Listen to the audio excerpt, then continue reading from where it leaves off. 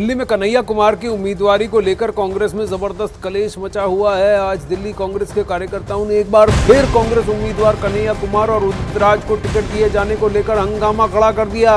कांग्रेस दफ्तर के बाहर कांग्रेस कार्यकर्ताओं ने नारेबाजी की और बाहर ही नहीं चलेगा का नारा जमकर लगाया। कांग्रेस की ओर से दो तस्वीरें सामने आई। हंगामे के बीच दिल्ली कांग्रेस अध्यक्ष अरविंदर सिंह लवली ने प्रेस कॉन्फ्रेंस की, जिसमें दिल्ली कांग्रेस के तीनों उम्मीदवार कन्हैया कुमार, उदित राज और जेपी अग्रवाल मौजूद थे।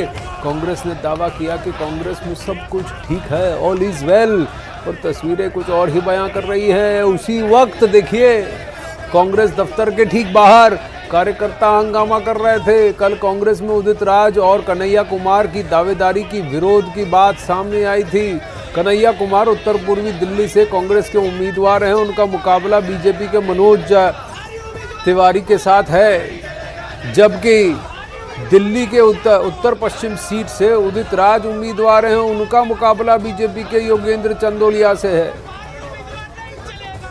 दिल्ली में कांग्रेस 3 सीटों पर लोकसभा चुनाव लड़ रही है। एक सीट पर कन्हैया कुमार है, दूसरी पर जेपी अग्रवाल है, तो तीसरी पर उदित राज है। इसमें से उदित राज और कन्हैया कुमार का लगातार विरोध हो रहा है। आपको तस्वीरें दिखाते हैं, ये दिल्ली कांग्रेस दफ्तर की तस्वीर है, जहां पर इस समय अंदर बाकायदा प्रेस वार्ता चल रही है, जहां पर अरविंदर सिंह लवली जो दिल्ली कांग्रेस के अध्यक्ष है वो अंदर मौजूद है। उनके साथ उत्तर पूर्वी दिल्ली से उम्मीदवार कन्हैया कुमार हैं, उत्तर पश्चिम दिल्ली से उम्मीदवार उदित राज के साथ साथ चांदनी चौक से कांग्रेस के उम्मीदवार जेपी अग्रवाल, ये सभी लोग अंदर प्रेस कॉन्फ्रेंस कर रहे हैं। लेकिन बाहर विरोध हो रहा है उदित राज और कन्हैया कुमार को लेकर। लोगों का कहना है कि बाहरी उम्मीदवार नहीं चलेगा। विरोध किस चीज को लेकर आपका? हमारा विरोध सीधे सीधे उदित राज को लेके है, जो कि नॉर्थ वेस्ट सीट पे कांग्रेस पार्टी ने उतारा है। वो भारी उम्मीदवार है। पहली बात तो वो कांग्रेस पार्टी की विचारधारा का आदमी नहीं है, ठीक है। दूसरी बात, उनने राम मंदिर को लेके, उसने राष्ट्रपति द्रौपदी मुर्मू को लेके, उन्होंने महिला को मीटू के ऊपर जो उन्होंने कहा कि पैसे लेके कुछ भी कर सकती है महिला, ये भी इतना अभद्र बात है। उनसे निजी विरोध है क्योंकि कांग्रेस के नेता है, कांग्रेस में है, अब कांग्रेस ने उम्मीदवार बनाया है, तो विरोध क्यों है? मैं कहता हूँ कांग्रेस के लिए उदित राज ने कौन से मुकदमे लिए हैं, कौन से प्रोटेस्ट के अंदर जाके जेल में और थानों में भर्ती हुए। हमने मुकदमे खाए हैं, हमारा खून पसीना लगा है इस पार्टी के अंदर। हम ऐसे बंदे के लिए कैसे वहाँ पे वोट मांगेंगे? हम ये कहना चाहते हैं। जिस कह रहे हैं कि जमीन पे नहीं उतरने, मोटी मोटी बात यह है कि जमीन पे नहीं उतरते इसलिए विरोध हो रहा है। बिल्कुल सर, पहले भी एमपी रहे हैं, उन्होंने जमीन पर शक्ल दिखाई नहीं है, फिर दोबारा पार्टी ने उनको टिकट दी। जो पार्टी के कार्यकर्ता मौजूदा स्तर पे पार्टी के लिए विधानसभा में काम कर रहे थे, वो कार्यकर्ता ही नहीं रहेंगे, वो तो किसके साथ वोट मांगेंगे? किन कार्यकर्ताओं के साथ गली गली जाएंगे? अब उधर कांग्रेस उम्मीदवार उदित राज ने दावा किया कि कांग्रेस में टिकट को लेकर कोई विवाद नहीं है। उन्होंने ये भी कहा कि 60 लाख की आबादी में अगर 100 लोग कुछ बोलते भी हैं तो उसे विरोध नहीं कहा जाएगा। कांग्रेस के उम्मीदवार हैं उत्तर पश्चिम दिल्ली से। उत्तरा जी, इतना विरोध हो रहा है आपको लेकर? कोई विरोध नहीं है। 60 लाख की आबादी में 25-50-100 आ जाएंगे तो विरोध कहेंगे आप? हद हो गया भाई। तो जनता डिसाइड करती है कि 150 लोग। खबरें ये भी आई कि कल बैठक हुई दीपक बावरिया जी के घर पर, वहां पर भी विरोध हुआ। ऐसी खबरें अंदर से ही आपके यहाँ से आ रही है कि अंतर किला चल रहा है, लोग कह रहे हैं कि भारी उम्मीदवार। देखिए, इंटरनल बातें होती है, लेकिन पता नहीं किसने वो क्या कहा, मैं नहीं जानता, उस मीटिंग में नहीं रहा। अब वहीं दिल्ली कांग्रेस के अंदर मचे इस कलह की इनसाइड स्टोरी भी अब समझना आवश्यक है। आखिर उम्मीदवारी का ऐलान होने के इतने दिनों बाद अचानक कन्हैया कुमार के नाम पर हंगामा क्यों शुरू हो गया? क्या कन्हैया के नाम पर पहले ही दिल्ली कांग्रेस के नेताओं के साथ चर्चा नहीं हुई थी? आइए दिखाते हैं आपको ये एक्सक्लूसिव रिपोर्ट।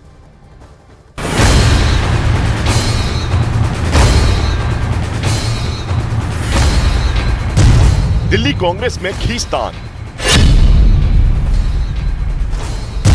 टिकट बंटवारे पर घमासान,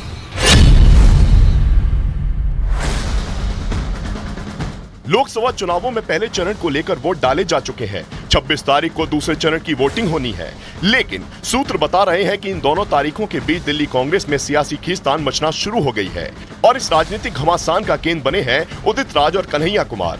सबसे पहले समझते हैं कि आखिर नॉर्थ ईस्ट सीट से उम्मीदवार कन्हैया कुमार की कहानी पर क्यों रार छिड़ी है।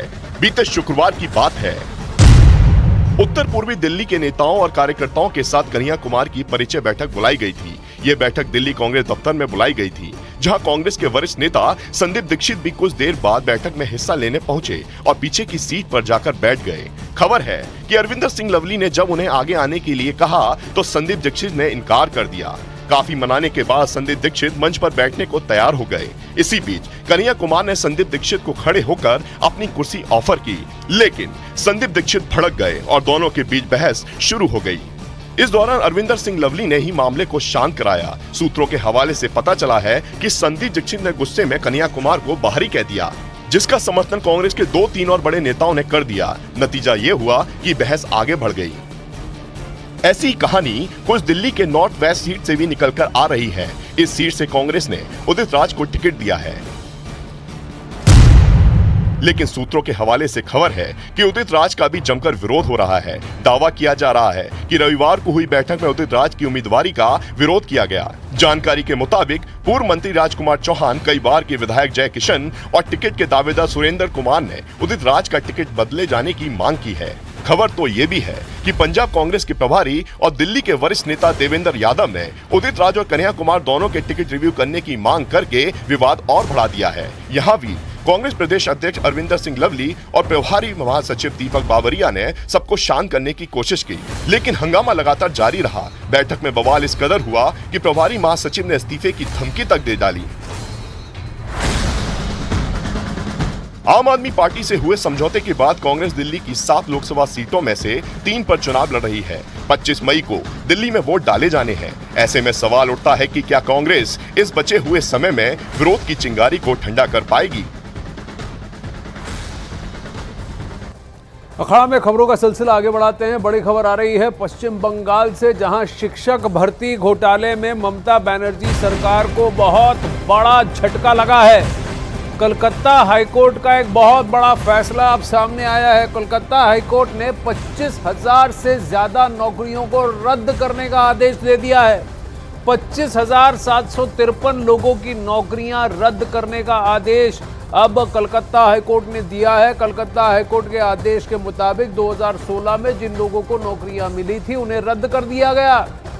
यही नहीं, कोर्ट के आदेश के मुताबिक नौकरी से हटाए गए शिक्षकों को 4 हफ्तों में ब्याज सहित वेतन भी वापस लौटाना होगा। রাজনীতির বেঞ্চ রায় দিয়েছেন 2016 সালের যে 4টে নিয়োগ প্রক্রিয়া গ্রুপ সি, গ্রুপ ডি, 11, 12 এবং 9, 10 মিলে 25,753 জনকে যে ওএমআর শিট ইস্যু করেছিল, যে অ্যাপয়েন্টমেন্ট লেটার ইস্যু করেছিল, প্রত্যেকের নিয়োগ নাল অ্যান্ড ভয়েড বলে দিয়েছেন। 4 সপ্তাহের মধ্যে স্যালারিটা রিকভার করতে হবে। अब वहीं कलकत्ता हाईकोर्ट के इस फैसले के बाद नौकरी से हटाए गए शिक्षकों का क्या कहना है, आइए आपको वो सुनाते हैं।